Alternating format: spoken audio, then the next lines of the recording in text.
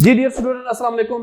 Hopefully आप सब लोग खैरियत से होंगे। बेटा अगेन हमारा टॉपिक चल रहा था केमिकल कैलकुलेशन वाला। सो इसी के साथ ही हमारा अगेन एक कंटिन्यूटी ऑफ टॉपिक है। अगेन बड़ा इंपॉर्टेंट टॉपिक है और वो हमारे पास जो टॉपिक है मेरे बच्चे वो है मोल्स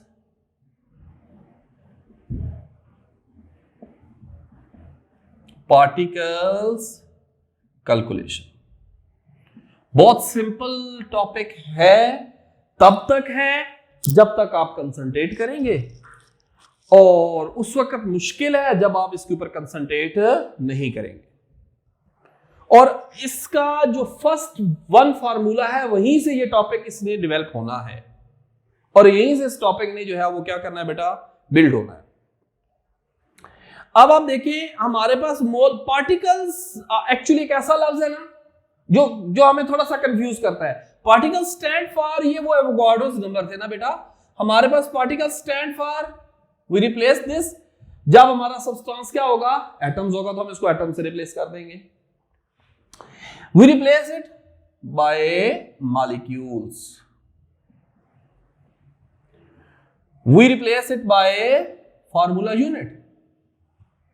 यानी कि आप ये कह सकते हैं कि मोल एटम्स कैलकुलेशन, अगर हमें नंबर ऑफ एटम्स में कैलकुलेट करने को कहा हुआ, moles molecules calculation, moles formula unit calculation, ये हमारे पास इसकी क्या बेटा, कैलकुलेशन है।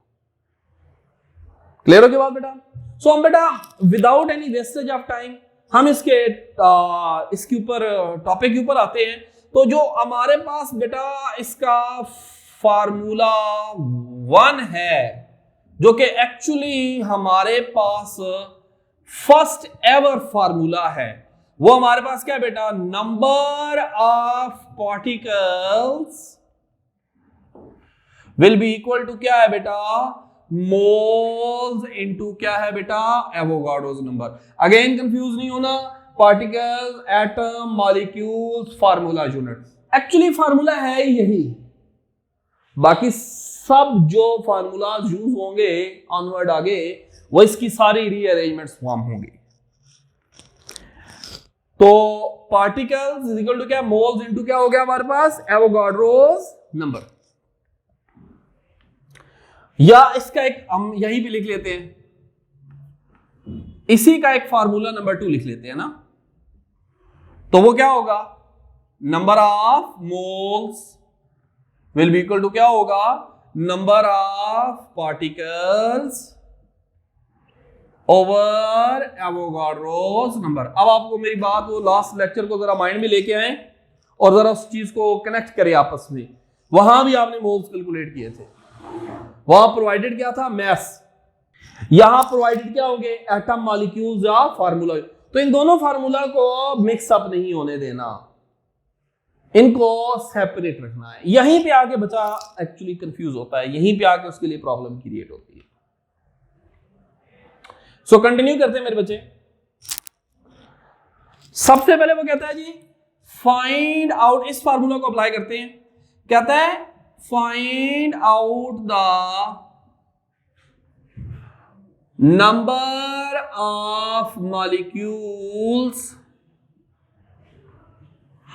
present in 0.01 moles of acetic acid। अब आपने कंपाउंड के फार्मूले से कंफ्यूज नहीं होना, आपने बेटा वैल्यूज को कंसीडर करना है। वैल्यूज को कंसीडर करेंगे तो फिर प्रॉब्लम क्रिएट नहीं होगा आपके लिए, और बेसिकली क्वेश्चन के सॉल्यूशन की तरफ जाए। तो जब हम बेटा सॉल्यूशन की तरफ आते हैं ना इस क्वेश्चन के, तो हम कहते हैं कि हमें सबसे पहले उसने कहा है जी आपने कैलकुलेट क्या करने हैं, नंबर ऑफ मॉलिक्यूल्स। हमें दिए क्या हुए हैं, प्रोवाइडेड क्या है बेटा, नंबर ऑफ मोल्स, और वो कितने हैं बेटा, 0.01। चेक करें जरा, मोल्स गिवन हो, पार्टिकल्स कैसे फाइंड आउट करेंगे, सिंपली एवोगाड्रो नंबर से बेटा क्या कर देंगे, इसे मल्टीप्लाई कर देंगे। तो बेटा क्या होगा, number of molecules will be equal to क्या होगा बेटा, number of moles multiply by Avogadro's number.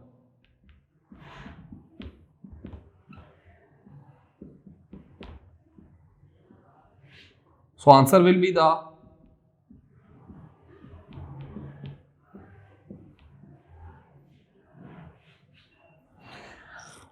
देखिए सॉल्यूशन का मेथड मेरे बच्चे यही है।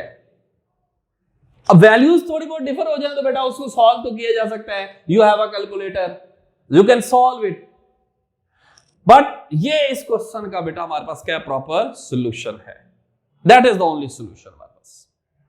क्लियर हो गया बेटा।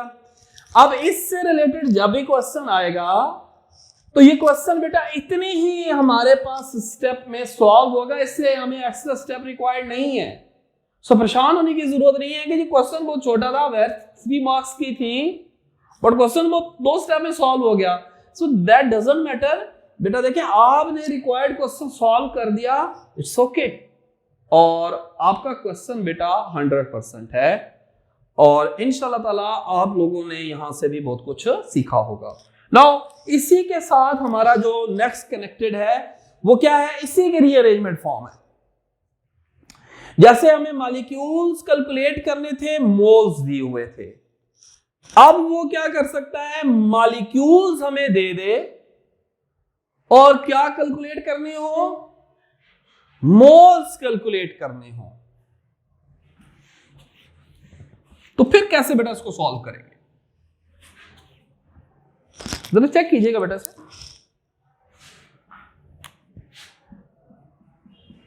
Find out the number of moles present in 3.01 into 10⁻23 molecules of water.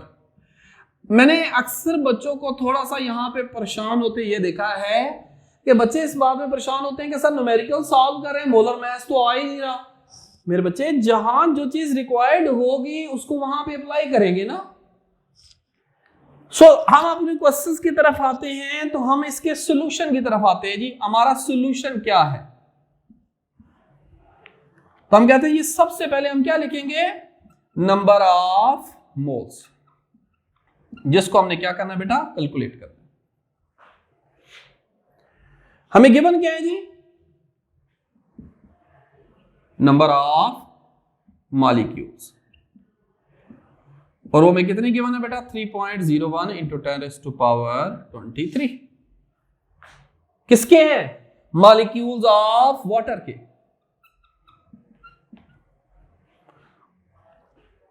आप जरा इस बोर्ड के ऊपर नजर दौड़ाएं, क्या कोई ऐसा फार्मूला इस वक्त गिवन है जिसमें मॉलिक्यूल्स हो, मॉलिक्यूल्स हमें गिवन हो और उसकी बेस के ऊपर हम मोल्स निकाल सकें। I think so this one.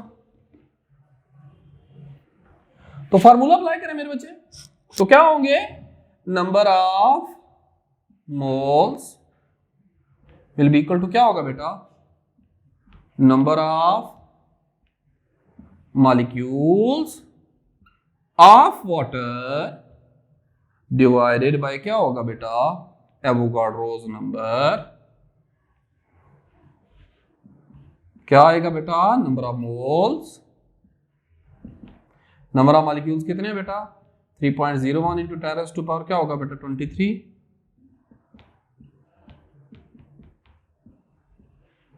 यहां से आपका आंसर आएगा बेटा 0.5 मोल्स। क्लियर हो गई बात बेटा। होपफुली आपने यहां से भी बहुत कुछ गेन किया होगा और आपको आज के लेक्चर में काफी हेल्प आउट किया होगा। दुआ में याद रखिएगा। अल्लाह हाफिज।